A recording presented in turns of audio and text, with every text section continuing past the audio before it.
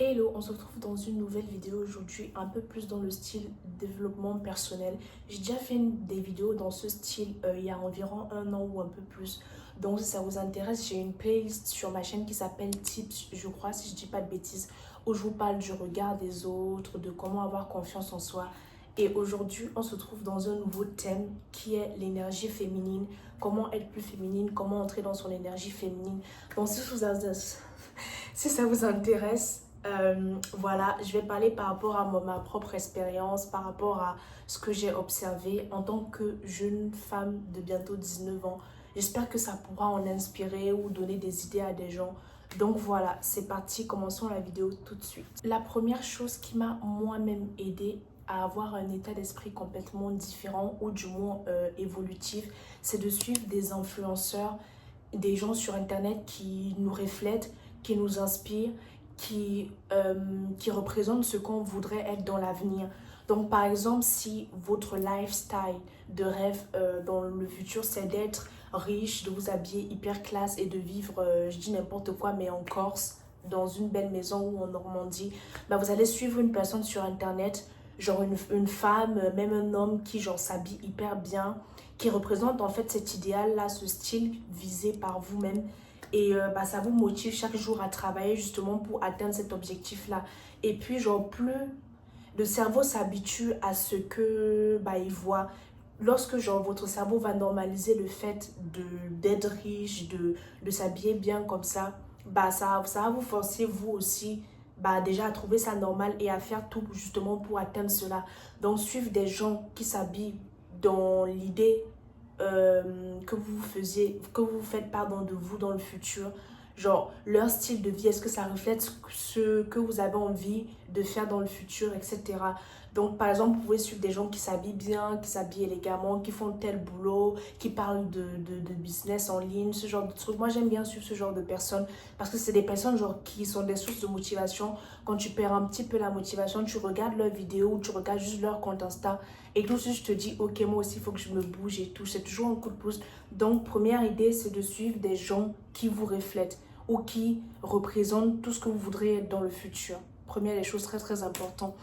Ensuite, là ça va plutôt être dans la vraie vie pour le coup, mais c'est de s'entourer de personnes qui vous valorisent. Comment vous voulez être féminine, comment vous voulez avoir confiance en vous si vous traînez avec des gens qui vous valorisent pas, qui ne qui vous font pas sentir important en fait, avec qui quand vous traînez vous vous sentez pas ouf dans votre peau, même mentalement et tout, parce que vraiment il y a des amis, au lieu de recharger vos batteries, lorsque vous rentrez après les avoir vus, vous vous sentez épuisé, c'est pas normal.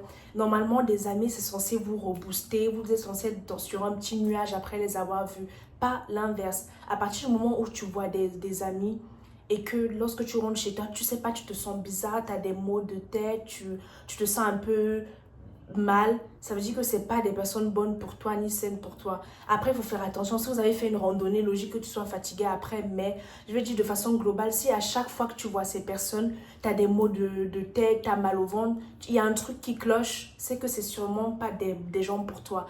Donc, vous entourez des personnes qui vous valorisent, qui vous font des compliments, qui vous rappellent à quel point ils ont de la chance de vous avoir dans leur vie. Même s'ils ne le disent pas à l'oral, mais ça doit se voir dans leurs actions.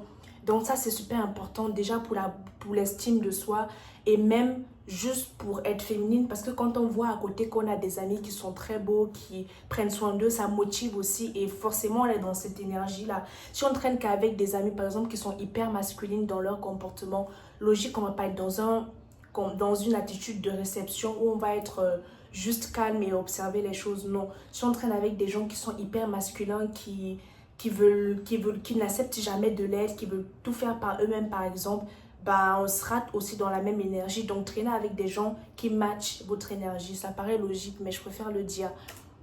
Le troisième conseil, c'est de soigner son apparence et son mental aussi. Parce que être féminine, ça ne passe pas que par les vêtements que vous allez porter, etc. Ça paraît évident, mais ça passe aussi par votre moyen de vous cultiver, les livres que vous lisez, votre langage, si vous avez un style signature, une odeur signature. Par exemple, je sais que moi, j'aime bien sentir la vanille. Depuis des mois, ma mère, elle m'achète toujours le même parfum. À force, elle connaît mon parfum préféré. Donc, ayez une odeur signature. Déjà, ça permet d'être inoubliable. Quand vous passez dans la rue, ou même, genre, si vous avez l'habitude de traîner avec un certain style de personne, quand on sent votre parfum, par exemple, dans l'ascenseur ou dans les escaliers, on sait que c'est vous. C'est pas quelqu'un d'autre. Parce que c'est votre parfum, c'est votre signature, c'est votre odeur. Donc, être féminine, c'est avoir une odeur signature, c'est avoir un style signature, un soi, quelque chose qui vous définit, quelque chose qui fait que lorsque on est dans le même cercle, dans la même sphère que vous, on sait qu'on est avec vous, on n'a pas de doute là-dessus, on sait qu'on est avec vous, ok? Donc, c'est avoir une odeur signature, c'est une façon de parler qui fait que ce soit vous et pas quelqu'un d'autre. Évitez les gros mots, ça paraît logique, hein.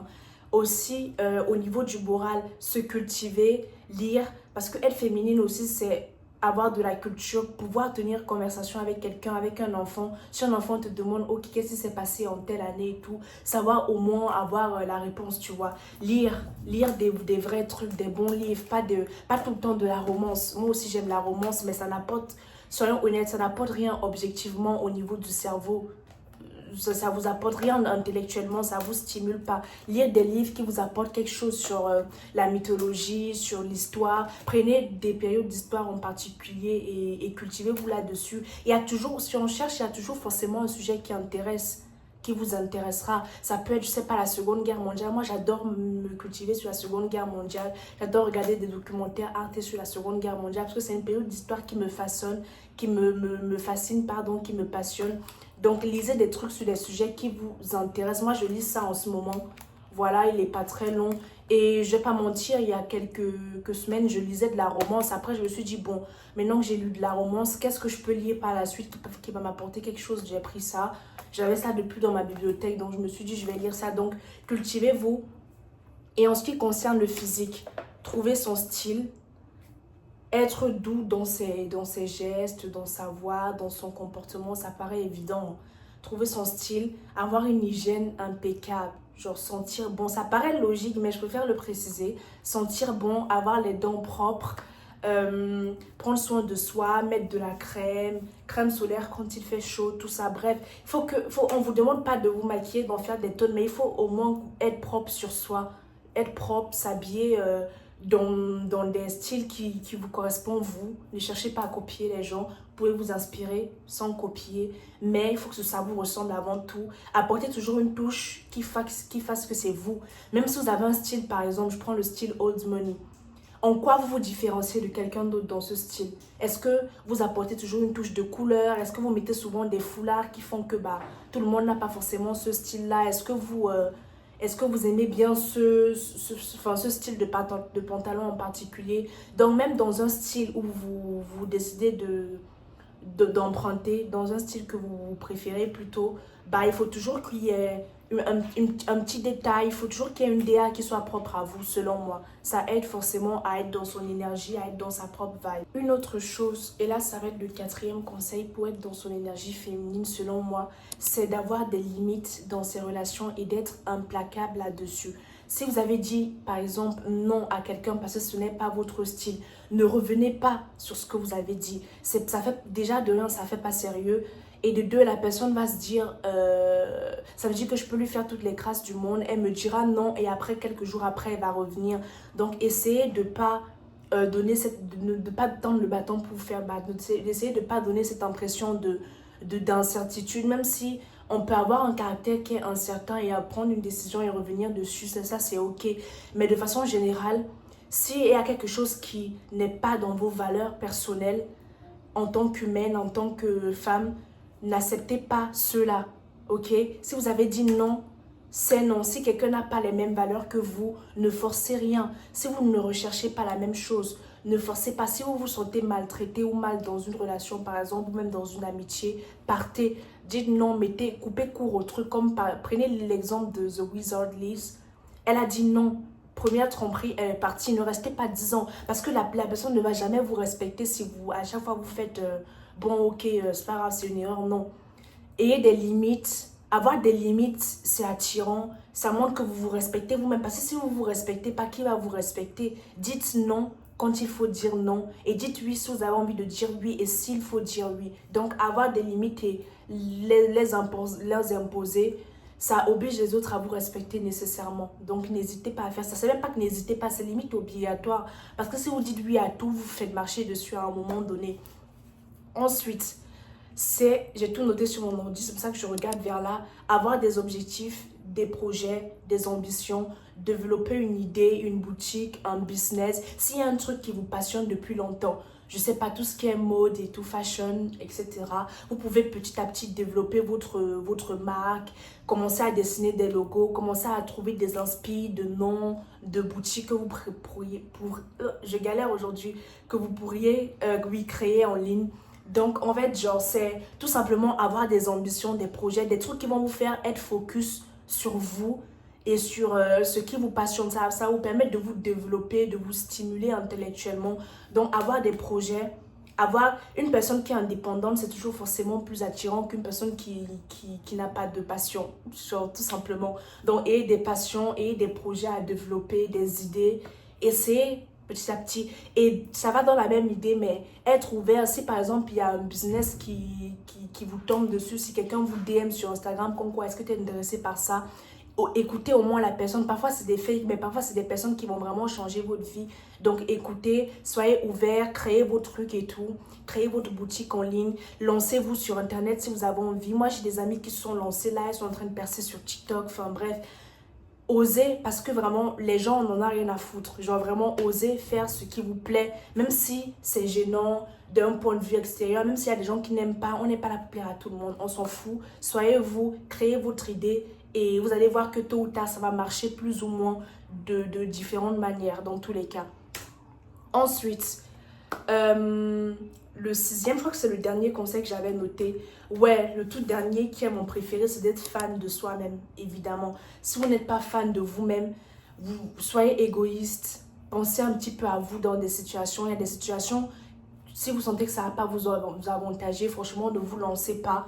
Priorisez-vous, placez-vous sur un piédestal, bien évidemment, de manière modérée. Mais il faut que vous ayez un minimum de considération pour vous-même, pour ne pas, par exemple, courir après les mecs, après les gens, pour ne pas envoyer des pavés à des personnes qui ne le méritent même pas, pour ne pas tout simplement être une people pleaser, parce que vous n'avez pas que ça à faire. Si vous avez un minimum d'estime de vous, même si vous avez un minimum d'ego, si vous vous valorisez au point de ne pas juste considérer ce genre de personnes, bah vous n'allez pas envoyer des pavés, vous n'allez pas courir après les gens. Parce que dans tous les cas, si vous êtes dans votre énergie, si vous êtes dans votre bulle, si vous êtes dans vos projets, concentrés sur vous à fond, prendre soin de vous, sport, tout ça, les bonnes personnes vont forcément naturellement venir à vous. Par exemple, en faisant du sport, comme ça, vous allez croiser une personne, vous allez devenir ami, ça va devenir votre partenaire. Bref, tout ça pour dire qu'en étant focus sur vous, en vous considérant comme, je sais pas, Miss France ou comme, j'abuse un peu peut-être, mais en tout cas, en vous considérant comme un être qui mérite d'être aimé et qui s'aime soi-même, vous allez forcément attirer les bonnes personnes à vous. Donc, placez-vous sur un piédestal. Vous n'êtes pas de la merde, vous n'êtes pas n'importe qui. Vous êtes vous. Justement parce que vous êtes vous. À partir du moment où vous êtes différent. Vous êtes forcément différent parce que vous êtes vous. Il n'y a pas deux comme vous. Il peut y avoir une personne qui vous ressemble à peu près physiquement, mais elle ne sera jamais à l'identique comme vous dans le caractère et même dans le physique. Parce que même les gens qui vous ressemblent physiquement ne sont jamais exactement comme vous. Il y a toujours quelque chose qui fait que vous êtes vous. Donc, placez-vous sur un piédestal. Vous êtes rare, en fait. Vous êtes des beautés. Vous êtes, je sais pas, la huitième merveille du monde. Donc, placez-vous sur un piédestal parce que vous êtes différent. Vous êtes forcément différent. Quelque chose vous différencie d'une personne, de A, de B, de Y, de Z. Donc, voilà. J'espère que la vidéo vous aura aidé. Moi, je vais m'arrêter là. Je vais reprendre les vidéos back to school très vite, j'espère. Parce que là, je suis un peu à court d'idées. Mais j'ai un peu tout ce qui est déménagement à faire, tout ça. Donc peut-être je vous ferai des vlogs aussi.